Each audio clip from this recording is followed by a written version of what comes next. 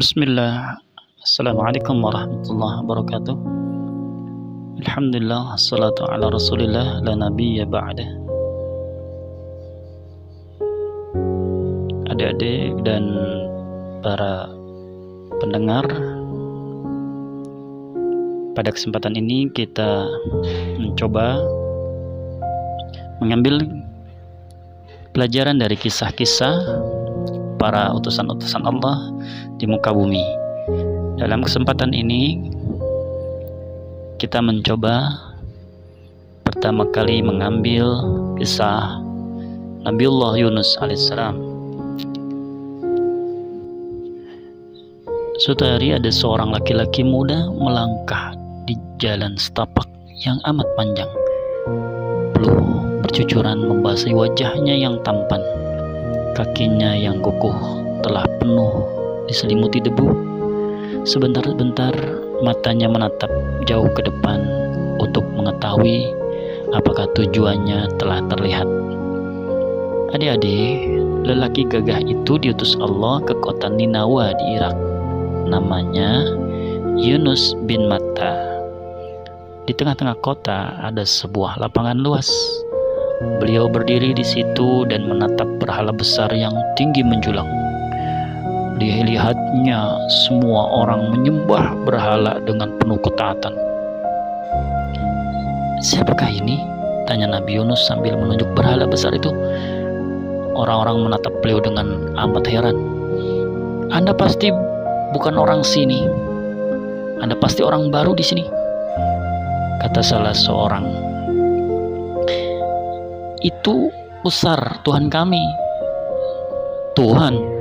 Apakah ia amat berkuasa?" kata Nabi Yunus pura-pura terheran. "Tentu saja Usar bisa berbuat apapun," kata orang tadi bangga. Yang lain mengangguk-angguk membenarkan. "Bisakah ia berbicara?" tanya sang Nabi Yunus. Orang-orang itu menatap sambil mengangkat mulut karena heran. "Berbicara? Tentu saja tidak," jawab seseorang perlahan. "Maukah aku beritahu siapa Tuhan yang sebenarnya?" tanya Nabi Yunus lagi. Mulailah beliau memberitahu mereka tentang Allah. Adik-adik, apakah penduduk Ninawa menerimanya dengan baik? Ternyata terlalu lama menyembah berhala membuat hati penduduk Ninawa lebih keras daripada batu. Betapapun indahnya Nabi Yunus melukiskan keagungan Allah, tidak sedikit pun menyentuh perasaan mereka. Sebaliknya, mereka malah membenci sang Nabi. Dengan cepat semua orang Ninawa tahu bahwa kini di kota mereka ada seorang yang membenci Tuhan mereka. Melihat masyarakatnya resah, para pemimpin Ninawa pun turun tangan. "Yunus," panggil mereka. Nabi Yunus mengakhiri zikirnya. Beliau bangun dan menemui mereka. "Yunus, kami takut meninggalkan Usar, sebab Tuhan kami akan mengutuk tiap orang yang memusuhinya. Termasuk kau, Yunus. Kau akan dikutuk sehingga mati dalam kesengsaraan," ujar seseorang. Dahi Nabi Yunus terkerut. Dengan keras beliau menjawab, "Kalianlah yang akan ditimpa azab karena memusuhi Allah." Orang-orang itu bubar dengan perasaan takut. Berita tentang ancaman azab itu segera menyebar Ninawa. Nabi Yunus segera menjadi bahan ejekan. "Yunus, tunjukkanlah azab itu kalau Tuhanmu memang lebih berkuasa daripada Tuhan kami," tantang seorang pembesar. Dengan sabar Nabi Yunus berusaha dan terus berusaha menyadarkan betapa beratnya azab Allah itu. Tetapi orang-orang Ninawa menertawainya keras-keras. Bahkan mereka menantang, mencela dan mengejek Allah. Perlahan-lahan kesabaran Nabi Yunus habis. Adik-adik, apa yang beliau lakukan?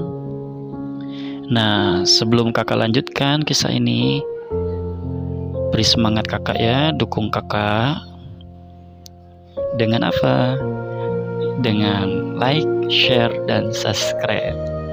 Terima kasih. Kita lanjutkan. Selama bertahun-tahun Nabi Yunus berusaha menyadarkan penduduk Ninawa. Namun setelah berusaha keras sekian lama, akhirnya Nabi Yunus merasa amat lelah. Kemanapun beliau pergi, banyak mata yang memandangnya curiga. Tiap kali beliau berbicara, beberapa orang memotongnya dengan keras. Dari pagi sampai malam telinganya mendengar diri ajarannya, bahkan Allah diolok-olok. Mengingat itu, Nabi Yunus meneteskan air mata. Ia merasa sedih. Ia juga merasa geram karena kebodohan penduduk Ninawa yang mencintai berhala. Dengan perasaan campur aduk, ia menatap langit, lalu terdengar suaranya berbisik, "Ya Allah, aku telah gagal, aku telah gagal." Sang Nabi pun terisak-isak. Pagi-pagi benar, Nabi Yunus meninggalkan rumahnya. Beliau berjalan melewati lorong-lorong kota yang masih sepi. Tekadnya sudah bulat untuk pergi meninggalkan Ninawa. "Aku sudah tak sanggup lagi berdakwah di sini," kata beliau dalam hati. "Allah pasti akan mengazab kota ini." Dengan cepat beliau berjalan keluar kota. Matahari mulai bersinar dan burung-burung berkicau ketika sang Nabi memandang Ninawa untuk terakhir kalinya dari atas bukit. "Penduduk Ninawa, azab yang kalian minta akan datang," teriak beliau keras-keras. Suara itu menggema dan menghilang. Adik-adik, pagi itu kehidupan di Ninawa berjalan seperti biasa. Para pedagang membuka kios, para petani membajak sawah, dan ibu-ibu menyediakan sarapan pagi buat keluarganya. Semakin siang kota Ninawa semakin ramai. Tak seorang pun merasa kehilangan Nabi Yunus. Tiba-tiba angin berdesir keras, debu terbang berputar-putar menyelimuti kota. Cahaya mentari hilang. Awan tebal dan hitam pekat bergulung-gulung seperti ombak berdebur di tepi pantai. Suasana seperti tengah malam, terasa hentakan angin menerpa. Suara gemuruhnya ditambah cahaya petir meledak di sana-sini. Adik-adik, azab Allah telah datang. Penduduk Ninawa amat kaget. Mereka belum pernah mengalami badai sedahsyat ini. Bahkan cahaya obor dan lampu segera mati tertiup angin. "Mana Yunus? Mana Yunus?" teriak seorang penduduk. Ini azab yang pernah dikatakan Yunus. "Cari Yunus, cari Yunus." Mendengar itu, para penduduk sadar. Berteriak-teriak mereka memanggil Nabi Yunus, tapi sang Nabi telah pergi. "Bertobat, kita harus bertobat," teriak seseorang. "Ayo berkumpul, berkumpul di tempat yang sejauh-jauhnya dari patung Usar." Sambil merangkak, merambat, dan tersesat terat-serat, penduduk Ninawa bergerak ke suatu tempat di tepi kota. Di tempat itu mereka menjerit kepada Allah, memohon ampun atas segala dosa yang telah dilakukan sejak zaman nenek moyang. Nama Allah terdengar disebut berkali-kali dengan suara memelas. Sudah terlambatkah tobat mereka? Adik-adik, adik-adik, Allah Maha Penyayang. Allah tahu doa penduduk Ninawa benar-benar tulus. Allah tahu bimbingan Nabi Yunus sebenarnya belum cukup. Maka Allah mengampuni penduduk Ninawa. Tiba-tiba tiupan angin mereda. Debu yang berterbangan mulai mengendap. Awan hitam bergulung pergi. Matahari kembali bersinar. Kini udara terasa begitu bersih. Air mata penduduk Ninawa mengalir karena terharu. "Lihat Usar," teriak seseorang. Seluruh mata menoleh ke belakang. Mereka terkejut melihat kepala patung Usar hangus tersambar petir. Lalu terdengar suara berderak keras. Perlahan kepala itu tertak lalu berguguran ke tanah. Nah, adik-adik, penduduk Ninawa kebingungan. Sekarang siapa yang akan membimbing mereka menyembah Allah? Mereka menyebar utusan ke segala penjuru untuk mencari sang Nabi. tetapi tak seorang pun menemukannya. Di manakah Nabi Yunus berada? Nabi Yunus tiba di sebuah pelabuhan. Beliau berangkat bersama sebuah kapal. Semua orang di kapal langsung menyukai beliau. Nabi Yunus sopan, pandai, berbudi, dan terlihat sangat soleh. Dengan adanya orang sesoleh itu, mereka yakin Allah akan melindungi perjalanan kapal. Tetapi di tengah lautan, angin bertiup kencang. Badai, teriak nakoda sambil menunjuk awan hitam yang bergulung-gulung. Nah, adik-adik, wajah para penumpang pun pucat ketakutan. Kapal mulai guncang, semakin lama semakin keras. Beberapa orang mulai berteriak, menjerit, dan menangis. Sementara kapal semakin tak berdaya dipermainkan gelombang. Hati Nabi Yunus tiba-tiba berdebar. Beliau sama sekali tidak takut mati. Beliau cuma takut melihat tanda kemarahan Allah dalam badai. Segera beliau pun berdoa memohon ampun. Melihat itu, para penumpang yang lain pun berlutut dan ikut berdoa dengan khusyuk. Nakoda berseru, "Para penumpang, badai ini terjadi karena Tuhan marah pada kita. Pasti ada seorang pelarian di sini. Kita akan melakukan undian. Siapa yang terkena undian, orang itu harus melompat ke laut agar kapal bisa selamat." Ternyata Nabi Yunuslah yang terundi. Mungkin aku terlalu tergesa-gesa meninggalkan Ninawa, padahal Allah belum mengizinkan aku pergi. Akulah pelarian yang dimaksud nakoda, pikir beliau. Sebelum Nabi Yunus sadar, orang-orang telah mengulang undian. Rupanya mereka tak rela sang Nabi harus mati. Tetapi lagi-lagi nama beliau yang keluar. "Ulangi undiannya, ulangi," teriak beberapa orang. "Tak perlu, akulah yang bersalah, jangan mengorbankan orang lain," bantah sang Nabi. Begini saja, potong nakoda, kita undi sekali lagi. Siapapun yang namanya terundi, maka dialah yang harus terjun. Semua orang setuju. Karena itu terpaksa Nabi Yunus menurut. Nah, kali ini nama siapakah yang terundi? Nakoda mengambil gulungan kertas undian, membuka dan membacanya sekejap. Tetapi matanya melotot memandang kertas seolah tak percaya. Lalu perlahan sambil menggeleng-gelengkan kepala diperlihatkannya kertas itu pada yang lain. Semua orang memekik tertahan. Adik-adik, nama Nabi Yunus kembali terundi. "Aku memang pelarian," kata beliau. "Aku adalah utusan Allah yang meninggalkan tugas, padahal Allah belum mengizinkan aku pergi. Ingatlah baik-baik hal ini. Jangan sampai terjadi juga pada kalian." Semua orang mengangguk murung. Ombak mulai terasa semakin dahsyat. Petir menggelegar, menerangi langit yang hitam pekat seperti malam. Terhuyung-huyung Nabi Yunus melangkah ke sisi kapal. Beliau berdiri di situ sambil berpegang kuat-kuat. Matanya terpejam. Beliau menangis terseduh-seduh, bukan karena takut, tetapi karena malu yang amat sangat kepada Allah. Semua orang memandang dari jauh tanpa berkata apa-apa.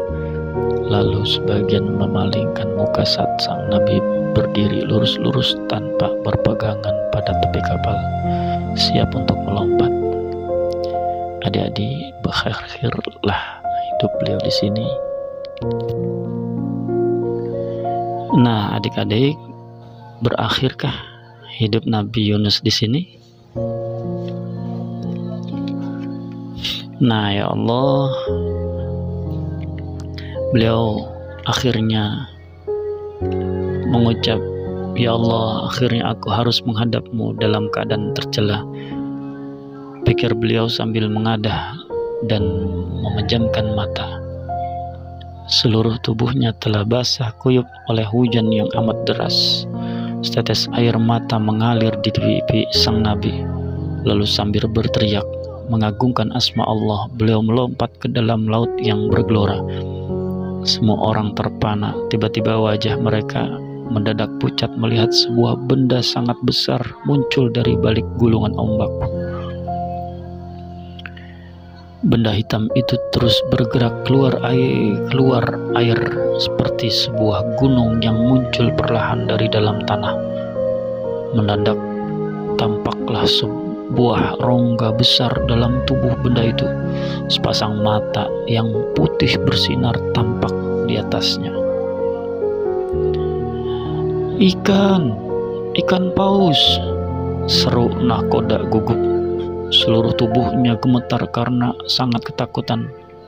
Sambil menganggapkan mulut, ikan paus itu menghujam dengan dahsyat ke sisi kapal, tepat di tempat Nabi Yunus menceburkan diri.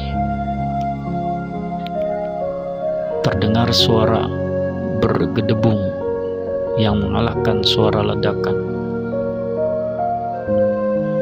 Terdengar suara bergedebung yang mengalahkan suara ledakan petir ketika seluruh tubuh paus itu menyelam kembali. Siripnya yang sangat besar itu sempat menyenggol sisi kapal sampai terguncang. "Tidak, Tuhanku, tidak!" teriak seorang amat terkejut. Orang suci itu telah ditelannya. Orang suci itu telah ditelannya. Nah, adik-adik, berakhirkah kisah Nabi Yunus di sini? Ayo, adik-adik, apakah sudah berakhir kisah Nabi Yunus di sini? Ternyata Allah itu maha besar dan maha penyayang. Adik-adik, dengan kekuasaan Allah, kulit Nabi Yunus tak tergores sedikit pun oleh gigi ikan paus yang kecil-kecil dengan berderat rapi itu. Tubuh sang Nabi terus tertelan masuk ke dalam perut paus yang sempit. Lalu beliau berdoa, "Tidak ada Tuhan selain Engkau, Maha suci Engkau. Sesungguhnya aku adalah termasuk orang-orang yang zalim." Doa ini Allah abadikan di dalam surat Al-Anbiya ayat 87. Nah, adik-adik, doa ini sering dibaca bila kaum muslimin sedang merenungi kesalahan dan dosa, menghadapi masalah, ya. Mendengar doa setulus itu, seluruh malaikat pun ikut berdoa agar Allah mengampuni sang Nabi. Seolah-olah seluruh alam menangis karena doa penyesalan itu. Allah pun mengabulkannya. Selama berhari-hari ikan paus berenang ke tepi pantai. Selama itu Nabi Yunus terus berdoa, tetapi tubuh beliau semakin lemah. Sang Nabi cuma bisa diam terhimpit dingin perut ikan paus yang lunak berlendir. Akhirnya ikan paus memuntahkan Nabi Yunus ke daratan. Maka beliau bekerja.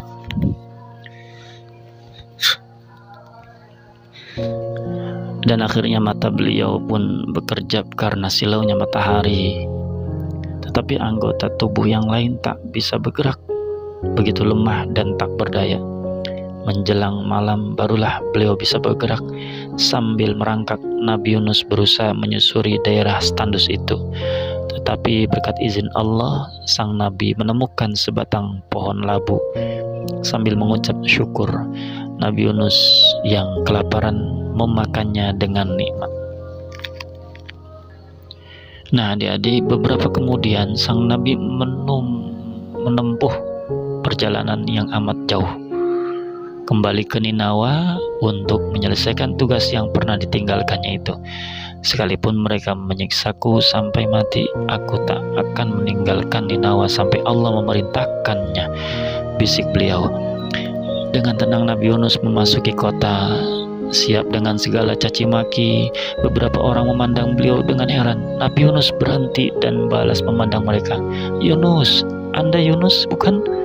tanya seorang ragu. "Benar," jawab beliau tegas, "aku Yunus." Nabi Allah yang dulu pernah kalian tolak dan dustakan, kini aku kembali. Lalu orang-orang bermunculan dengan wajah ceria. Nabi Yunus datang, Nabi Yunus datang, teriak semua orang. Beberapa orang memeluk dan menyalami Nabi Yunus yang terpana. Alangkah bodohnya aku meninggalkan mereka yang telah bertobat, pikir sang Nabi bahagia. Akhirnya dakwah sang Nabi pun berhasil dan Ninawa menjadi kota yang sejahtera, akhir yang membahagiakan. Ini tercantum dalam Al-Quran. Dan mengapa tidak ada penduduk suatu kota yang beriman, lalu imannya itu bermanfaat kepadanya selain kaum Yunus?